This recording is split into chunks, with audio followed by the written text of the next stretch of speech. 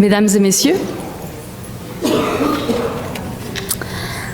je vous souhaite la bienvenue à cette demi-journée consacrée à l'approche axée sur les forces, intégration dans les équipes CIV et CIM au Québec, défis d'implantation et observation provenant du terrain. Ladies and gentlemen, welcome to the special event dedicated to the Strengths Model, Integration in Quebec's ICM and ACT teams, Implementation Challenges and Observation from the Field.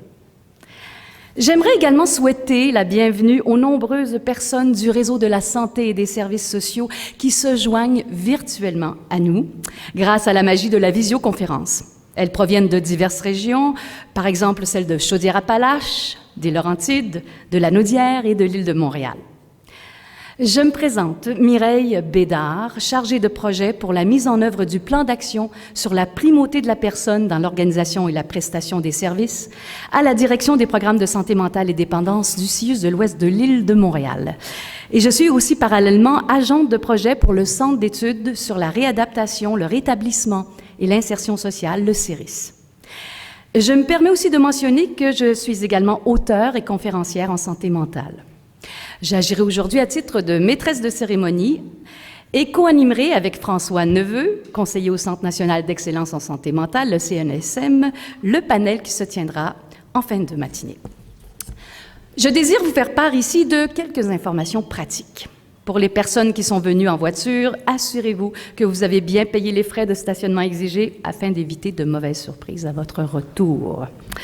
Par ailleurs, je signale qu'il y aura une pause de 20 minutes à 9h50 et qu'en aucun temps, il n'est permis de manger ni de boire dans la salle, ici même. Dernière consigne, inévitable dans notre monde ultra branché, merci d'éteindre ou de mettre en veille tous vos appareils électroniques, par respect pour nos invités. Nous aurons le plaisir aujourd'hui d'entendre le point de vue et les expériences de divers acteurs du milieu de la santé mentale à propos de l'approche axée sur les forces, notamment notre conférencier invité spécialisé dans le domaine, Rick Gosha, qu'Éric Latimer introduira dans quelques instants. Aussi, avant de vous présenter le docteur Éric Latimer et de lui donner la parole, j'aimerais, en tant qu'ex-utilisatrice de services et personne en rétablissement, détenant un savoir expérientiel, faire quelques remarques sur le sujet de cette demi-journée. Je pense que le mot-clé ici pour moi est justement rétablissement, puisque l'approche axée sur les forces est un des piliers du rétablissement. Et pour l'avoir vécu de manière intime et observé autour de moi, je crois profondément que toute personne souffrant d'un problème de santé mentale, quelle qu'en soit la gravité ou l'intensité, possède des forces et des ressources bien souvent insoupçonnées d'elle-même et de son entourage. Et qu'un des rôles majeurs des intervenants en santé mentale est de les lui faire découvrir ou les lui rappeler. Lorsqu'on parle de primauté de la personne, il ne faut jamais oublier qu'au-delà de la maladie, il est effectivement question d'une personne dans sa globalité, avec ses besoins, ses désirs et ses rêves, et qu'elle fait partie intégrante de sa communauté en tant que citoyen. Je réalise qu'il me manque une petite feuille pour vous présenter Dr Latimer. Je reviens.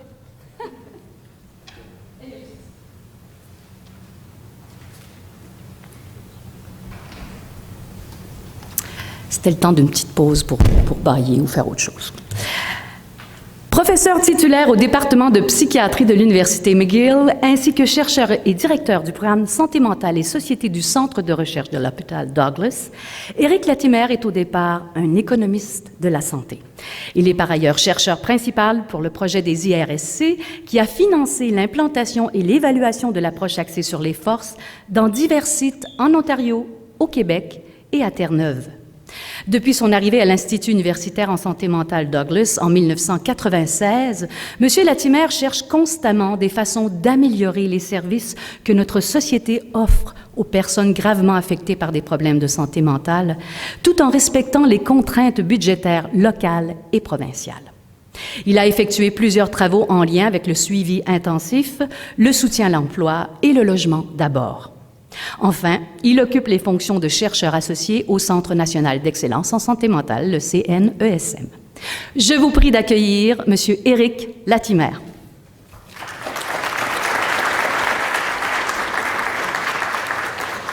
Bonjour. Merci Mireille.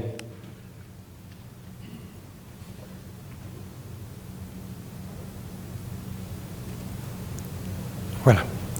Donc, mon objectif, très rapidement ce matin, est d'introduire notre demi-journée, ensuite d'introduire le Dr Gosha.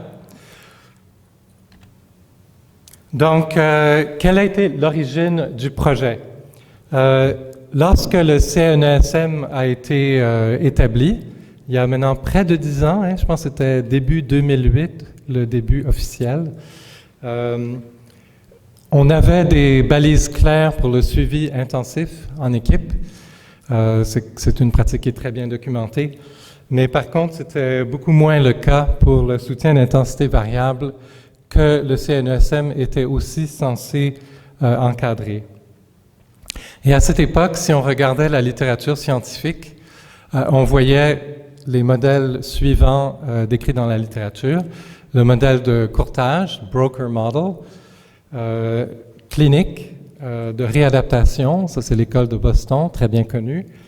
Ce que je peux appeler en français le SIV générique, qu'on retrouve dans la littérature en anglais sous le nom Intensive Case Management, sans plus de spécifications et qui parfois un peu une espèce de acte de suivi intensif un peu plus vague, parfois avec un ratio intervenant-client plus élevé, ou moins élevé en fait. Et finalement, the Strengths Model, l'approche axée sur les forces. Et parmi ces différentes approches, celle qui, dans une revue de la littérature avec la collaboration du CNESM et mon collègue Daniel Rabouin, j'avais menée au début des années 2010, parmi ces approches, celle pour lesquelles on trouve le plus de preuves, c'est l'approche axée sur les forces. Toutefois, les preuves sont encore relativement modestes. Il y a de plus en plus d'études, mais il y a quelques années, c'était pas encore complètement définitif. Alors, voyant d'un côté des données qui étaient de plus en plus probantes en faveur de cette approche, et aussi, comme vous allez l'entendre au cours de la matinée, à quel point cette approche est compatible avec la philosophie du rétablissement, on a là deux arguments pour aller dans le sens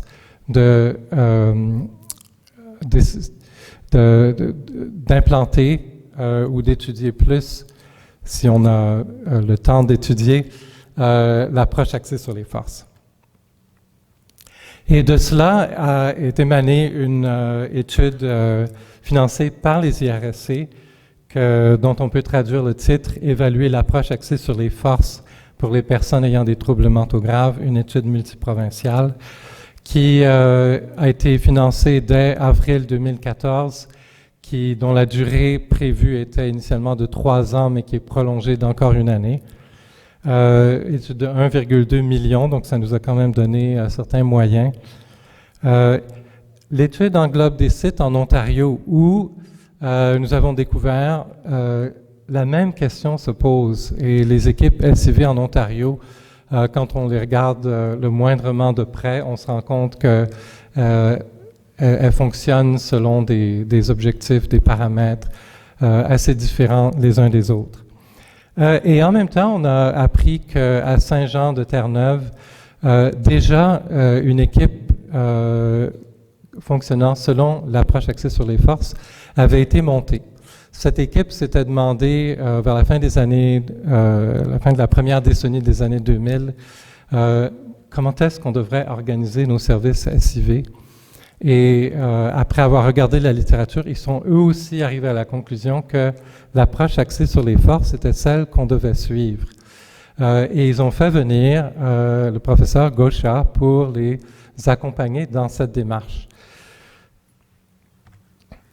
Donc, les sites de l'étude sont à Toronto, où Janet Durbin est la co-chercheure qui gère le site, Kingston avec Terry Krupa, Ottawa avec Tim Aubrey. Au Québec, nous avons pour les sites de Chicoutimi et Alma, qui sont des sites institutionnels dans le CIUS du Saguenay-Lac-Saint-Jean. C'est Christiane Bergeron-Leclerc qui coordonne ces sites-là. Catherine Briand, qui est ici, que vous allez entendre bientôt, coordonne le site, la recherche pour le site de Granby, et Catherine Vallée pour le site à Pêche à Québec. À Terre-Neuve, nous avons Alyssa Sutcliffe, qui est une chercheure à Eastern Health, et aussi Bev Barrett, qui est en fait une gestionnaire, mais qui nous a accompagnés comme experte au niveau de la gestion dans le processus de recherche tout au long. Et pour la coordination centrale, il y a moi-même, il y a Christian Métaux, que beaucoup d'entre vous qui sont impliqués dans l'étude avec qui vous avez eu de nombreuses interactions. Rob Whitley, qui coordonne de plus en plus avec Catherine Briand le volet implantation, et c'est Catherine qui va vous parler des résultats à date de ceci. Et évidemment, personnel de recherche à chaque site, et sans mentionner bien sûr tous les utilisateurs et utilisatrices qui ont bien accepté de collaborer. Donc c'est un projet de démonstration et de recherche à la fois. Démonstration en ce que nous voulions implanter le modèle de façon aussi fidèle que possible à chaque site, et aussi un projet de recherche qui visait à répondre à 3 questions. Premièrement, est-ce qu'une plus grande fidélité au modèle est associée à une meilleure qualité de vie et d'autres résultats aussi tels que l'espoir? Deuxièmement, est-ce qu'une plus haute fidélité est associée à des coûts réduits pour le réseau? Ce qu'on pensait pourrait être le cas parce que l'approche axée sur les forces, comme le professeur Gosha va vous l'expliquer, d'une part mène à ce que les gens s'intègrent à la communauté et ne restent pas dans les services de santé mentale autant que possible, et d'autre part amène un examen assez attentif de la situation de chaque client sur comme on dit en France, la file active ou le caseload au Québec de chaque équipe. Et ça mène normalement à des transferts plus rapides vers la communauté. Et dernière question, barrière à surmonter. Quels sont les facilitateurs à une bonne implantation? Quelles stratégies peuvent être employées? Alors, pour implanter le modèle, nous avons mis plusieurs moyens en place. Une formation initiale donnée par Rick Gosha à l'automne 2014. Il y a eu des interactions tout au long du projet entre l'équipe de recherche et les sites pour encourager les changements désirés. Alors, mise en place d'une équipe de pilotage à chaque site, des visites périodiques de Rick Gosha. Il est sur le point d'aller visiter tous les sites au Québec à nouveau. Évaluation de la fidélité à tous les 6 mois. Et vous voyez ici une photo où, ça remonte à septembre 2015, où professeur Gosha est en train de donner une formation aux formateurs, ou plutôt aux évaluateurs de fidélité, pour leur expliquer comment bien évaluer la fidélité. Au niveau de la recherche, pour les questions 1 et 2, nous avons recruté des participants, 311 en fin de compte, et nous les suivons dans le temps. Nous allons terminer les suivis en décembre. Nous avons récemment ajouté des entrevues qualitatives en profondeur pour 5 à 7 personnes par site.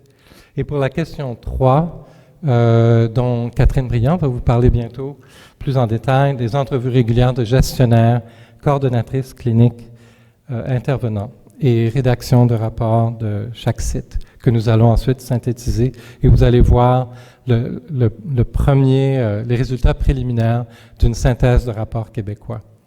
Alors, les objectifs de la demi-journée sont de décrire l'approche axée sur les forces, de rendre compte de façon préliminaire des constats émergents du processus d'implantation, donc la question 3, et aussi comment l'approche a influencé les orientations du CNESM. Alors, nous avons François Neveu pour les équipes CIV et Olivier Jackson pour les équipes SI qui vont nous parler de comment l'approche a donc stimulé la réflexion sur comment orienter le travail de ces équipes. Et ensuite, à la fin, nous allons avoir un panel dans laquelle nous allons donner la parole à des superviseurs cliniques, intervenants et utilisateurs des sites, les sites les plus proches en fait, ceux de Québec et Granby, qui ont vécu le processus d'implantation.